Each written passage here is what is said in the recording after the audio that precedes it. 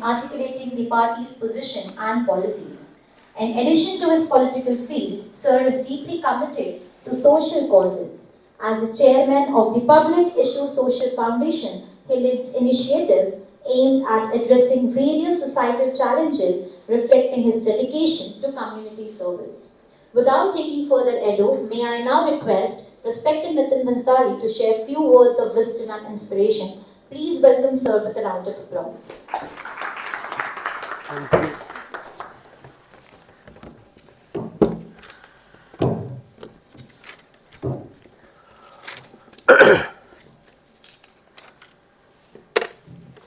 Kalinga university के इस शिक्षा के मंदिर में लॉ डिपार्टमेंट द्वारा आयोजित इस आयोजन में उपस्थित प्रथम पंक्ति में बैठे, द्वितीय पंक्ति में बैठे सम्मानीय अतिथिगण एवं कानून की पढ़ाई करने वाले सम्मानीय छात्र विद्यार्थी, आप सभी हमारे कानून के सिस्टम को, लीगल सिस्टम को काफ़ी अच्छी तरीके से जानते हैं, पहचानते हैं। इसलिए आप लोगों को कुछ बताना मछली के बच्चे को पानी में तैरने जैसा सिखाना होगा। आप सब इन सारी चीज़ों को बहुत अच्छी तरीके से जानते हैं, भली भांति समझते हैं। आज यदि हम सीधा प्रश्न पे ही जाके मैं अपनी बात करना शुरू करूं तो ज़्यादा बेहतर होगा कि लॉ के उस पर यदि हम देखें तो 4 चुनौतियां मुझे जो नज़र आती हैं। सबसे पहले तो मैं ये बता दूं कि जब मुझे पता चला कि मुझे इतने जटिल विषय में आप लोगों के बीच में बात रखनी है तो काफ़ी सोचना भी पड़ता है। ये मंच कुछ और है और हम लोग कहीं कहीं पे कुछ बोल के फंस भी जाते हैं। तो मैंने रात में तकरीबन 12:30 बजे तक, मैं लॉ का स्टूडेंट नहीं हूँ सर, पर कल रात 12:30 बजे मैंने लॉ के बारे में बहुत पढ़ा और कुछ लोगों से बातें भी की, मेरे वकील दोस्तों से, कि भाई कल सुबह कलिंगा यूनिवर्सिटी जाना है और बड़ा जटिल विषय है इस पे।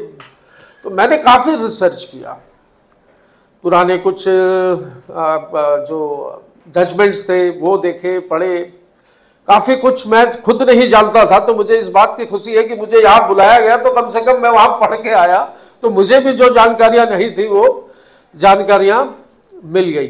दूसरा, इस इवेंट की सबसे अच्छी खासियत, मैं बोल रहा हूँ शुरू में ही मुझे ये बोल देना था कि टाइम का जो था, एक शेड्यूल जो हमको दिया गया कि 10:30 बजे इनॉग्रेशन हो जाएगा।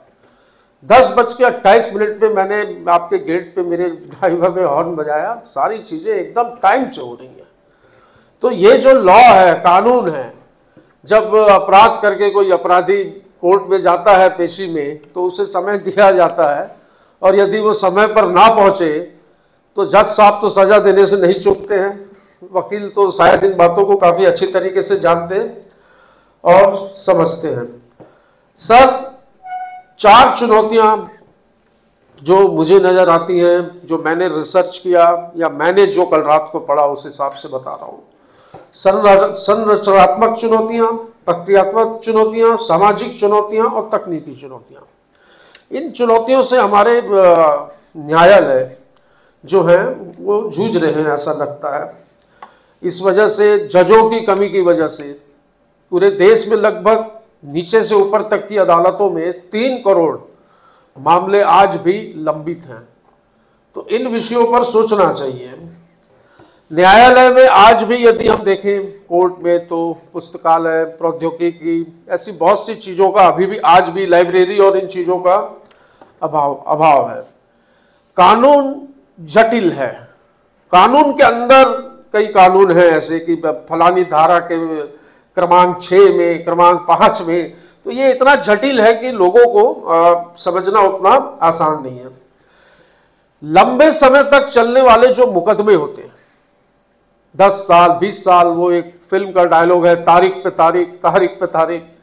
तो ये जो लंबे समय तक जो कोर्ट में जो मुकदमे चलते हैं, इस पर कोई एक टाइम लिमिट तय होनी चाहिए। ऐसा कुछ एक नियम बनना चाहिए कि lower court, session court, high court और सुप्रीम कोर्ट। कई बार ऐसा होता है कि अपराधी अपराध करके भी अंत में अपनी जीवन के जो जिंदगी उसको जो जीनी होती है 25 साल 30 साल की, वो जी जाता है और इस प्रक्रिया का लाभ वो उठा लेता है। तीसरी बात है सर, आज भी आप लोगों के लिए भी बड़ी समझने की बात है कि ग्रामीण क्षेत्र आज भी कोर्ट से दूर है। आज भी गांवों में कोर्ट तक पहुंचने के लिए या तो जिला मुख्यालय जो होते हैं आपके डिस्ट्रिक्ट कोर्ट है, तो इस पे भी कुछ किया जाना चाहिए। दूसरी बात, भारत के न्यायालय डिजिटल तौर पे आज भी मुझे लगता है कमजोर हैं। कंप्यूटर, इंटरनेट, ऐसी सुविधाओं से आज भी बहुत से कोर्ट वंचित हैं। और यदि कहीं पर कंप्यूटर लगे हैं, इंटरनेट लगा है, तो उसको चलाने के लिए सक्षम लोग भी नहीं है। यह भी एक जटिल समस्या है। DY चंद्रचूड़ सिंह जी की हर जजमेंट को मैं भले कल रात को तो पढ़ा, पर उनकी एक एक इंटरव्यूज को मैं काफी प्रभावित हूं उनसे, उनके इंटरव्यूज को, उनकी बातों को मैं काफी गौर से सुनता था। और यही एक ऐसे जज मुझे लगे जो सार्वजनिक रूप से कई कार्यक्रमों में गए, खुले मंच से उन्होंने जुडिशरी पे अपनी बातें भी रखी। 2020 से 2025 आज तक इन 5 सालों में 7 जजों ने राजनीति में एंट्री की। चंद्रचूड़ साहब का बोलना बहुत अच्छा लगा मुझे कि यदि जज अपनी कार्यकाल को पूरा करके सीधा राजनीति में जाते हैं तो उनके द्वारा जो सुनाए गए फैसले होते हैं उस पर निश्चित तौर पर प्रश्न चिन्ह लगता है। 7 जज राजनीति में एंटर किए, 2 सफल हुए और 5 उसमें मेरी जानकारी में असफल हुए। अच्छा आयोजन है। आप लोग लॉ की पढ़ाई कर रहे हैं तो पूछते हैं ना कि आप वकील हो, क्या किया आपने, तो आप ये कहा करो कि आप लोग जहां पर जाने से खौफ खाते हो वहां पर हम जाकर रौब जमाते हैं। तो जो लोग खौफ खाते हैं, कोर्ट के नाम से ही डर लगता है कि क्या पता। एक बार तो मुझे बात याद आती है, मैं एक पेशी में गया था सर, तो ऐसे खड़े होने का तरीका कुछ अलग होता है और कोर्ट में खड़े होने का तरीका कुछ अलग होता है। 25-26 साल की उम्र थी, तो जज ने बड़ा जोर से डांटा था मुझे कि ये आप जहां खड़े हैं ये कोर्ट है। तो डिसिप्लिन भी कोर्ट से हम लोगों को काफी सीखने को मिलता है। अंत में एक बात मुझे कहने में कोई गुरेज नहीं होगी कि हमारे देश की जनसंख्या 140 करोड़ है और आज भी 80 करोड़ लोगों को सरकार अनाज मुफ्त दे रही है।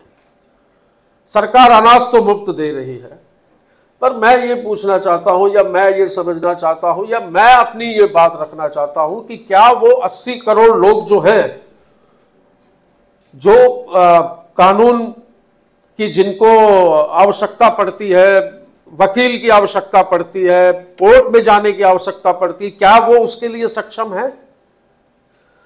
तो जिस प्रकार हम राशन दे रहे हैं, इस प्रकार उनको कुछ न्यायालय प्रक्रिया में भी मुझे लगता है यदि हम उन 80 करोड़ लोगों को गरीब मानते हैं तो इस पे भी कोई सुविधा सरकार को करनी चाहिए। अंतिम व्यक्ति तक न्याय कैसे सुनिश्चित हो, समय पर न्याय कैसे सुनिश्चित हो, यह मुझे लगता है सरकारों को, सुप्रीम कोर्ट को, इन सभी को मिलकर ये बात करानी होगी। लोक अदालतों का मुझे ऐसा लगता है ज्यादा से ज्यादा प्रचार प्रसार होना चाहिए, क्योंकि मैंने ऐसा देखा है कि लोक अदालतों में काफी प्रकरण बड़े फास्ट निपटते हैं।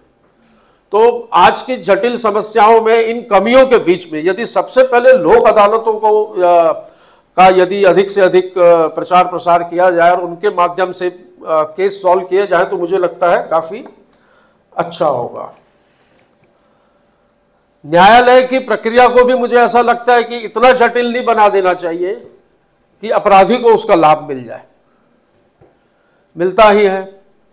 आजकल तो विशेष एक लॉ बना है, जैसे उसको तो हम लोगों ने तो ज्यादा ही पढ़ लिया सर, PMLA एक्ट को। सुप्रीम कोर्ट के मेरे एक दोस्त हैं, मैं उनसे अभी मिला दिल्ली में, तो मैंने कहा यार नितेश भाई, आप ये बताओ आप PMLA किस पे लगा सकते हो, कैसे लगाते हो? तो उन्होंने मुझे बोला ये बताओ किस पे लगाना है।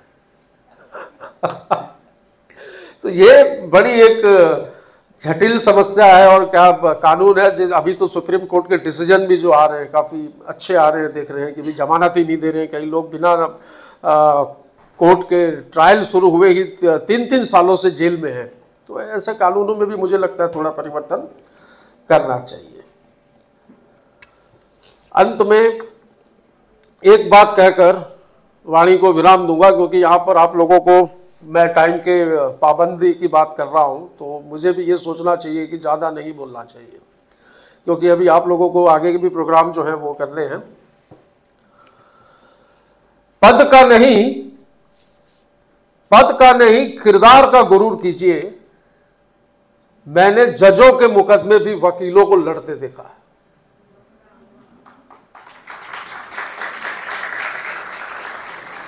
आप लोगों के पास एक अच्छा समय, एक अच्छी अपॉर्चुनिटी मिली है कि विद्वान लोगों के बीच में आज आप लोगों को 2 दिवसीय इस कॉन्फ्रेंस में काफ़ी कुछ सीखने को मिलेगा, जानने को मिलेगा। और कलिंगा यूनिवर्सिटी से मेरा पुराना नाता रहा है, मैं हमेशा आते जाते रहा हूँ।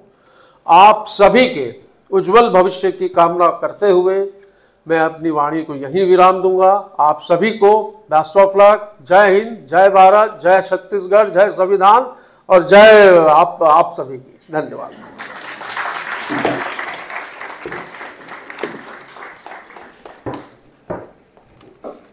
Thank you so much, sir, for such a thought-provoking session.